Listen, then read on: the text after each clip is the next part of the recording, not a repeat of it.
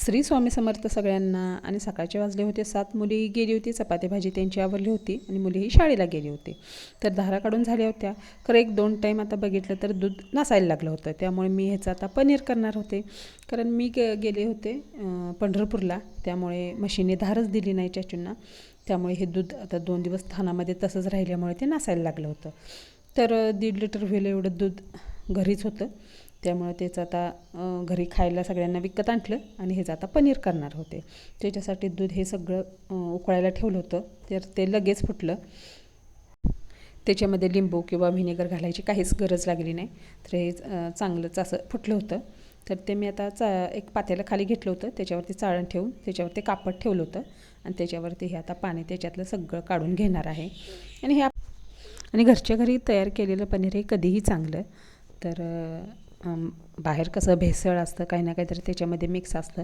तर तुम्ही घरच्या घरी तयार करून 1 लिटर दूध जरी आणलं तरी भरपूर असं पनीर होतं आणि ते लगेच काही खराब होत नाही. आपण फ्रीजरला लावून जरी ठेवलं तरी चालतं.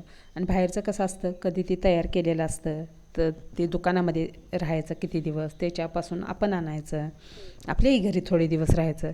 त्यामुळे ते लगेच खराब होतं. त्याच्यापेक्षा जर आपण 1 लिटर दूध घेऊन जरी या पद्धतीने आपण घरच्या घरी केलं ना, तर खूपच चांगलं होतं. तर हे भरपूर एवढं म्हणजे 1.5 लिटरचं भरपूर असं पनीर झालं होतं. तर हे आता पूर्ण ह्याच्यामधलं पाणी आपण आता पूर्णपणे नितळून घ्यायचं. हे कापड असंच ठेवायचं, ते आपण हळूहळू नितळून जातं. तर हे बघा थोडंफार तरी पाणी त्याच्यामधलं नितळून गेलेलं आहे. तर ह्याच्यावरती आपण आणखी थोडंसं वज्जट त्याच्यावरती ठेवून पाणी नितळण्यासाठी ठेवायचं.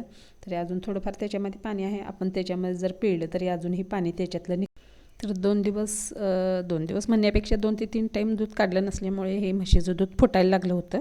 तर चाचूंना म्हशीने आमच्या धारच दिले नव्हते. त्यामुळं हे 2 ते 3 टाईम तरी माझं हे असंच फुटलं होतं दूध हे.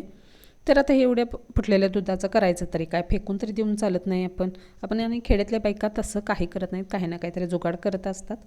तर मी या पद्धतीने थोडा वेळ ठेवलं होतं. त्याच्यानंतर ना आणि ते थोडंसं बघून आणि थोडंसं पाटावरती ते मी पाटावरती पाट ठेवून त्याच्यावरती ठेवून थोडंसं जडवज्ज त्याच्यावरती डबा वगैरे घालून असं ठेवलं होतं. आणि छान एकदम जसं दुकानात आपल्याला मिळतं पनीर तसंच एकदम घट्टसर असं मिळतं. तर मी ते एक पाट घेतला आहे. त्याच्यावरती हे कापड आता तसंच ठेवायचं आणि हे पनीरही तसंच ठेवायचं आणि त्याच्यावरती दुसरा पाट ठेवायचा आणि त्याच्यावरती जेवढं जाड ओझं काहीतरी असेल, म्हणजे आपला पिठाचा डबा, तांदळाचा डबा किंवा साखरेचा डबा, जेवढं जास्त ओझं ठेवशिला तेवढं त्यातलं पाणी ते नितळून जातं. तर ह्याच्यावरती मी डबल पाट ठेवणार आणि पिठाचा किंवा तांदळाचा डबा आपला घरी असतोच भरलेला, तोही ठेवला तरी चालतो. तर ते मी आता त्याच्यावरती डबा ठेवलेला आहे. तर एक 4 ते 5 वाजेपर्यंत मी ठेवणार आहे. 12 वाजता हे मी असं केलं होतं. 4 ते 5 वाजेपर्यंत पूर्णपणे जेवढं तुम्ही जाड ओझं त्याच्यावरती ठेवशिला ते लगेच पनीर तयार होतं. तर वाजले होते 5. तर मी आता बघणार होते पनीर तयार झाले की नाही, त्याच्यामधलं पाणी पूर्णपणे गेले की नाही. तर हे आपल्या पनीरपासून पनीर भुर्जी असो किंवा पनीरची भाजी असो, आपण काही ह्याच्यामध्ये करू शकतो आणि घरचं पनीर खायलाच चांगलं लागतं. तर हे आपलं खूपच छान घट्टसर असं पनीर तयार झालं होतं. आणि बाहेरचं जे दुकानाचं विकतचं जे पनीर असतं त्याच्यामध्ये काही ना काहीतरी भेसळ असते. त्याच्यापेक्षा आपण जर घरी केलं तर खायला पण चांगलं होतं, आपल्या आरोग्यासाठी खूप चांगलं राहतं. तर तुम्ही या पद्धतीने जर पनीर केलं तर खूप छान टिकतंही चांगलंच. तर मी ते पनीर भुर्जी करणार होते. तर कढईमध्ये तेल किंवा तूप घ्यायचं, त्याच्यामध्ये कांदा टोमॅटो घालायचा आणि ते पनीर जे आहे ते थोडंसं कुस्करून घ्यायचं. तर ह्याच्यामध्ये थोडासा कांदा भाजला, टोमॅटो भाजला की थोडीशी हळद आणि चटणी मीठ आणि जो आपला घरी मसाला तयार करून ठेवलेला असतो तो घातला तरी चालतो त्याच्यात. तर हे मी सगळं घालून घेतलं होतं. थोडंसं मीठ घातलं होतं आणि चटणी थोडीशी जरा जास्त घालायची, कारण तिखट जरा एकेकाला आवडतं एकेकाला नाही, त्या पद्धतीने घाला. तरी ते तिखट मी भरपूर घातलं होतं. आणि जे आपण पनीर कुस्करून घ्यायचं आहे, म्हणजे तसंच काही काप करायचे नाहीत त्याचे, थोडंसं कुस्करून घ्यायचं. तर मी इथं पनीर भरपूर असं कुस्करून घेतलं होतं आणि छान असं ते मिक्स होईल, कांदा चटणी लागेल त्याला, असं थोडंसं परतवून घ्यायचं. त्याच्यामध्ये पाणी घालायचं नाही. जशी श्रावण महिन्यात आपण छान अशी पनीरची भुर्जी आपली तयार होते आणि छानच लागते ही.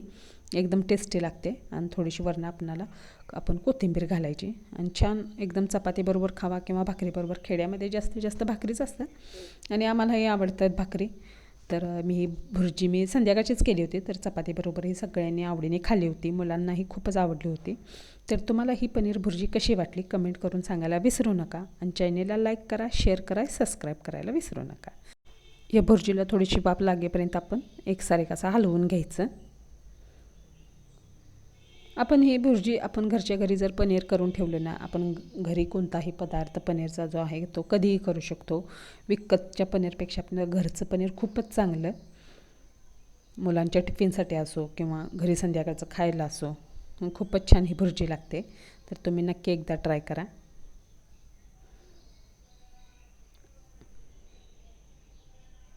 तर ही आपली भुर्जी तयार होते आणि खूप छान टेस्टी लागते.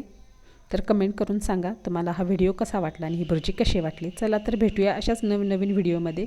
थँक्यू. श्री स्वामी.